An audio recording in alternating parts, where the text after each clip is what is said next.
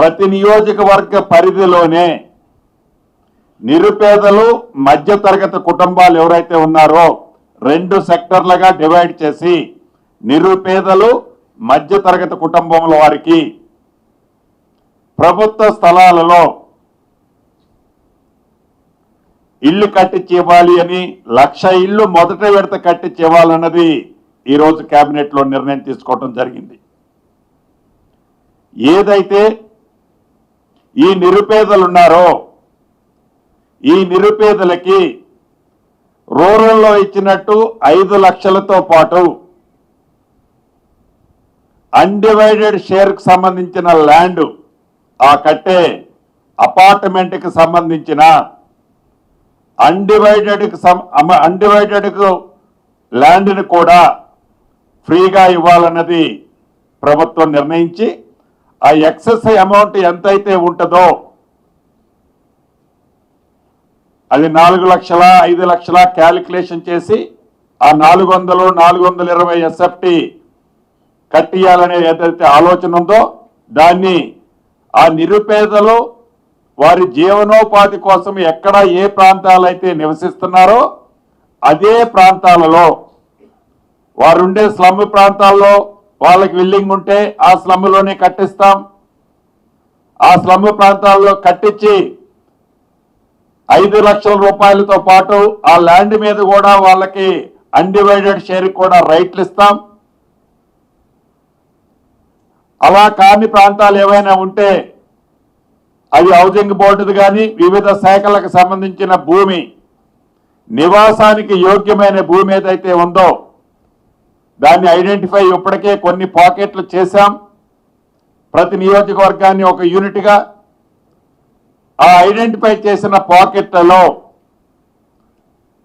అదే ల్యాండ్లో వాళ్ళు నివాసం ఉంటున్న ప్రాంతంలోనే ఇప్పుడు నివాసం ఉంటున్న పూరింట్లో నివాసం ఉంటున్న ప్రాంతంలోనే ఇల్లు ఇచ్చే కార్యక్రమం రూరల్లో 5 లక్షల రూపాయలు ఇస్తున్నాం. అర్బన్లో 5 లక్షల రూపాయలతో పాటుగా అన్డివైడెడ్ షేర్ ల్యాండ్ని కూడా ఇవ్వాలన్నది ఈరోజు కేబినెట్ నిర్ణయించి దాని విధి విధానాలు ఆ బెనిఫిషరీని ఎలా సెలెక్ట్ చేయాలి, ఎంత అమౌంట్ మ్యాచింగ్ ఎవరైతే బెనిఫిషరీ ఉంటాడో వారికి ఇవ్వాలి అనేది ఈ ఎల్ఐజీ స్కీమ్లో నిర్ణయించడం జరిగింది. దానికి సంబంధించిన విధి విధానాలలో రాబోయే కపుల్ ఆఫ్ డేస్లోనే ప్రకటించడం జరిగింది అఫీషియల్గానే.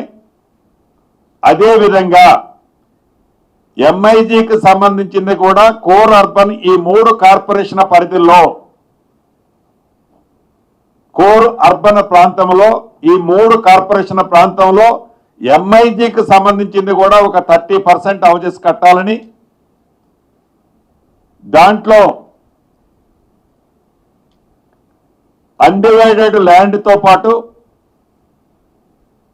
ఆ కన్స్ట్రక్షన్ ఫ్రీ హోల్డ్ ఎవరికైతే ఇస్తారో కొనుక్కుంటారో అది నార్మల్ ప్రాఫిట్తో పెట్టి ఆ వచ్చిన నార్మల్ అమౌంట్ని ఈ ఎల్ఐజీలో యూటిలైజేషన్ చేయాలన్నది ప్రభుత్వం యొక్క ఆలోచన. ఈ సిస్టమ్ మొత్తాన్ని విధి విధానాలని పూర్తిగా రాబోయే కొద్ది రోజుల్లో చేయటం జరుగుద్ది. ఈ కోర్ అర్బన్లోని 3 కార్పొరేషన్లో 1,00,000 ఇళ్ళకి మొదటి విడత ప్లాన్ చేయటం జరుగుతుంది. గతంలో 2 BHK ఏవైతే కట్టారో ఎన్ని కట్టినా వాటికి వీటికి డిఫరెన్స్ ఉంది. ఆనాడు